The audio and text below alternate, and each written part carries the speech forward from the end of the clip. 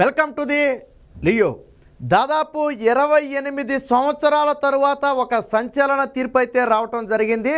ఒక దళిత అంటే ఒక వ్యక్తి కాదు, కొంతమంది దళిత వ్యక్తులను సరిగ్గా 28 ఏళ్ల క్రితం అంటే 1997 డిసెంబర్ 29వ తేదీన ఒక ఘటన అయితే చోటు చేసుకుంది. అందులో కొంతమంది దళిత యువకులను అత్యంత దారుణంగా శిరోముండనం చేయటమే కాకుండా వారి కనురెప్పలు కూడా తీసేసి అంటే అంత ఘోరంగా అవమానించిన ఘటనకు సంబంధించి ద్రాక్షారామ పోలీస్ స్టేషన్లో అప్పట్లో కేసు అయితే నమోదవడం జరిగింది.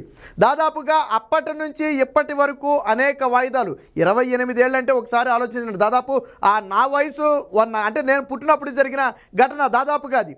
సో అంతకాలం తరువాత ఈ ఘటనకు సంబంధించి ఇప్పుడు తీర్పు రావడం ఒక రకంగా సంతోషమైనప్పటికీ కూడా మళ్ళీ వెంటనే తీర్పు అయితే ప్రస్తుతానికి కొద్ది కాలం హోల్డ్ చేయడం జరిగింది. ఇక అసలు విషయానికి వస్తే ప్రస్తుత వైసీపీ ఎమ్మెల్సీ ఎవరైతే తోట త్రిమూర్తులు ఉన్నాడో ఆయన ప్రస్తుతానికి ఎమ్మెల్సీగా ఉన్నాడు. అలాగే మండపేట నుంచి ఇప్పుడు రాబోయే ఎన్నికల్లో అభ్యర్థిగా కూడా ఉన్నాడు.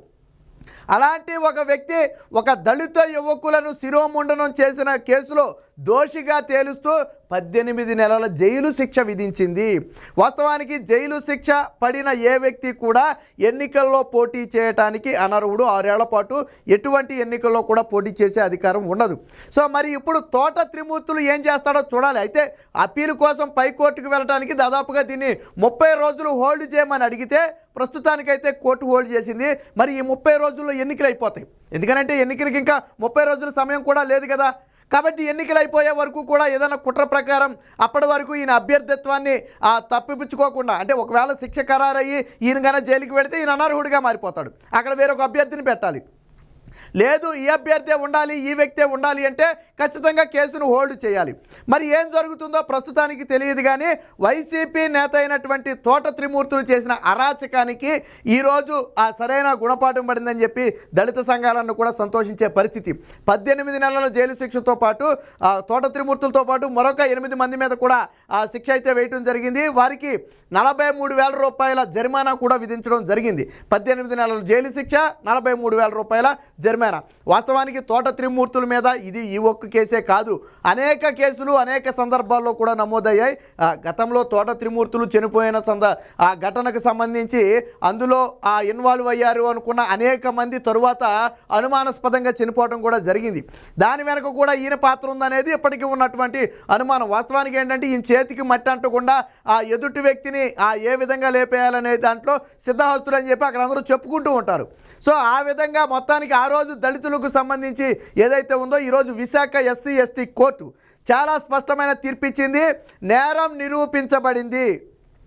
సాక్షులను విచారించిన తరువాత చాలా స్పష్టంగా ఇందులో వీరి పాత్ర ఉందని తేలింది. కాబట్టి వీరికి జైలు శిక్ష ఖరారు చేస్తున్నామని చెప్పి అయితే చెప్పడం జరిగింది. 28 ఏళ్ల సుదీర్ఘ విచారణ తరువాత ఈరోజు శిక్ష పడింది. పాపం సరే ఇక్కడంటే దొరికాడు కాబట్టి శిక్ష పడింది. కానీ ఏ పాపం చేయకుండానే పాపం కోడికత్తి సీను 5 ఏళ్లుగా జైల్లో మగ్గిపోయాడు. గతంలో సత్యం బాబు 8 ఏళ్ల పాటు జైలు జీవితాన్ని అనుభవించాడు, నేరం కూడా నిరూపించబడకుండానే. అలాగే నేనే హత్య చేశానని ఒప్పుకున్నటువంటి ఎమ్మెల్సీ అనంతబాబు కూడా ఈరోజు దర్జాగా బయటకు వచ్చి తిరుగుతున్నాడు. కానీ ఒక దళిత యువకులకు జరిగిన దారుణం మీద మాత్రం తీర్పు రావడానికి 28 ఏళ్ళు పట్టిందంటే మన ప్రజాస్వామ్యం ఎలా ఉందో మనం అర్థం చేసుకోవచ్చు. సో దీనికి సంబంధించిన వార్త చూద్దాం. ఈయనే తోట త్రిమూర్తులు. సో దీనికి సంబంధించిన వార్త వచ్చిందో ఒకసారి చూద్దాం. శిరోముండనం కేసులో తోట త్రిమూర్తులకు శిక్ష, వైకాపా ఎమ్మెల్సీ సహా మరొక 9 మందికి 18 నెలలు జైలు శిక్ష. 1996 నాటి కేసులో విశాఖ కోర్టు అయితే తీర్పునైతే ఇవ్వడం జరిగింది. సో నేరం చేసినట్లుగా నిరూపించబడింది. నిందితులందరూ 3.78 లక్షల జరిమానా విధింపు, 2 బాధితులకు 1,50,000 చొప్పున చెల్లించాలని ఆదేశం, అప్పీలుకు వీలుగా శిక్షను అమలు నిలిపివేత. ఎప్పుడైతే 18 నెలల శిక్ష పడిందో వెంటనే ఉలిక్కి పడిన తోట త్రిమూర్తులు వాస్తవానికి ఈ 28 ఏళ్ల కాలంలో వాయిదాలకు వెళ్లకుండా ఎక్కువ సార్లు తప్పించుకు తిరిగింది తోట త్రిమూర్తులే. ఎందుకనంటే అధికార బలాన్ని ఉపయోగించుకుని తాను పవర్లో ఉన్నాడు కాబట్టి ఆ సాకును ఉపయోగించుకుని తాను కోర్టుకు కూడా వెళ్లకుండా తప్పించుకు తిరిగాడు ఇంతకాలం. సో ఈ రోజైతే నేరం నిరూపించబడింది. అయితే ఎప్పుడైతే నేరం నిరూపించబడిందో వెంటనే ఉలిక్కుపాటుకు గురయ్యి వెంటనే దీన్ని అంటే పై అప్పీల్కి వెళ్ళే అర్హత ఎవరికైనా ఉంటుంది, దాన్ని ఎవరు కాదనలేని పరిస్థితి. సో హైకోర్టులో తేలకపోతే సుప్రీంకోర్టుకి వెళ్తారు, అది వేరే విషయం. బట్ ఎప్పుడైతే శిక్ష ఖరారు అయిందో ఎన్నికలు దగ్గర ఉన్నాయి కాబట్టి ఎలాగైనా సరే ఎన్నికల్లో పోటీ చేయాలనే ఉద్దేశంతో ఆ తోట త్రిమూర్తులు అయితే దీనైతే ఒక నెల రోజులు హోల్డ్ చేయమని అడిగితే ఏదైతే విశాఖ SC/ST కోర్టు ఉందో దానికైతే అంగీకారం తెలిపింది. సో వీళ్ళు ఈ నెల రోజుల్లో హైకోర్టుకి అయితే వెళ్లాల్సి ఉంటుంది. సో ఇక్కడ చూడొచ్చు, దళిత యువకులను అవమానీయంగా శిరోముండనం చేసి మీసాలు కనుబొమ్మలు తీయించేసిన ఘటనలో వైకాపా ఎమ్మెల్సీ ప్రస్తుత మండపేట ఎమ్మెల్యే అభ్యర్థి అయినటువంటి తోట త్రిమూర్తులను దోషి అని విశాఖపట్నం కోర్టు తేల్చింది. ఆయనతో పాటు మరొక 8 మందికి, అంటే మొత్తంగా 9 మందికి శిక్షను ఖరారు చేస్తూ ఆ ఫైనల్ తీర్పు అయితే ఇవ్వడం జరిగింది.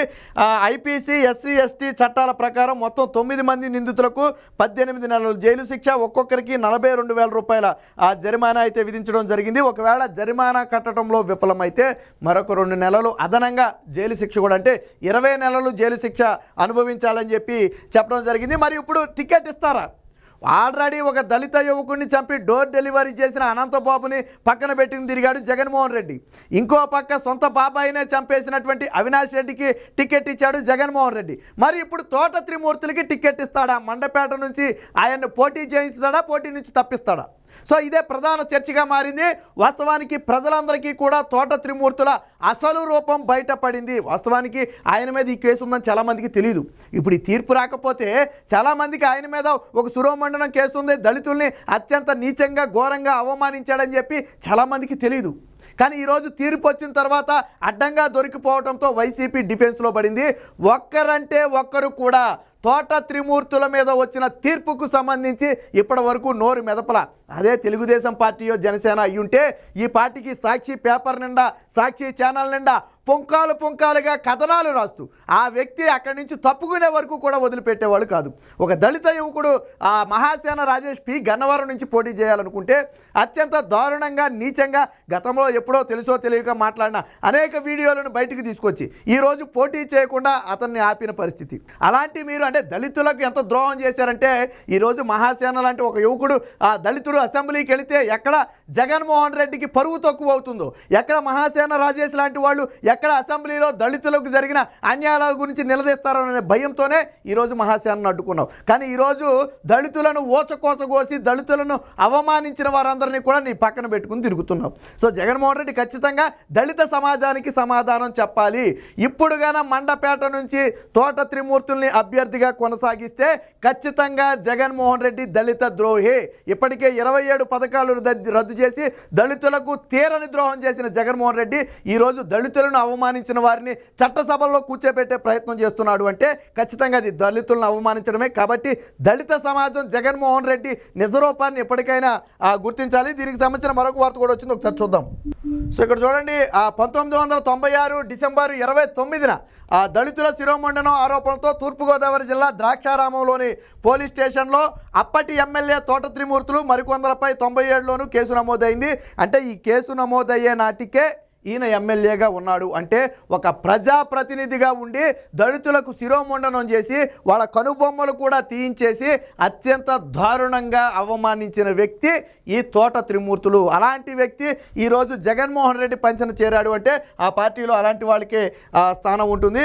సో ఇక్కడ ఎవరెవరు అనే దానికి ఇచ్చారు. అయితే ఏ సెక్షన్ల కింద ఇవ్వటం కూడా జరిగింది.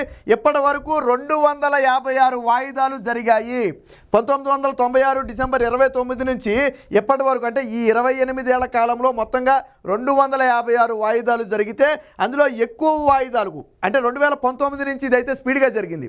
బట్ ఎక్కువ వాయిదాలకు వెళ్లకుండా తప్పించుకు తిరిగిన వ్యక్తి ఎవరయ్యా అంటే ఈ తోట త్రిమూర్తులు.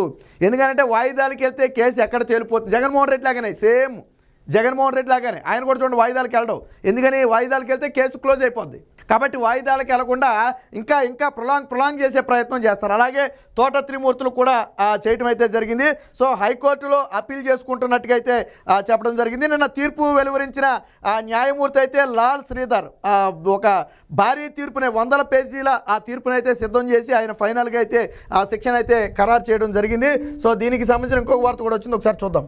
సో ఇప్పుడు తోట త్రిమూర్తులపై వేటా సీటా అనేది తేల్చుకోవాలి. అనంతబాబు తరహాలోనే కొనసాగిస్తారా? పైకి సాత్విక్ కార్మికుడు చేసేవన్నీ ఆ దౌర్జన్యాలని చెప్పి తోట త్రిమూర్తుల మీద కేసులు చూద్దాం. చూడండి, 97లో ఈ కేసు ఒకటి, ఏది శిరోమండనం కేసు.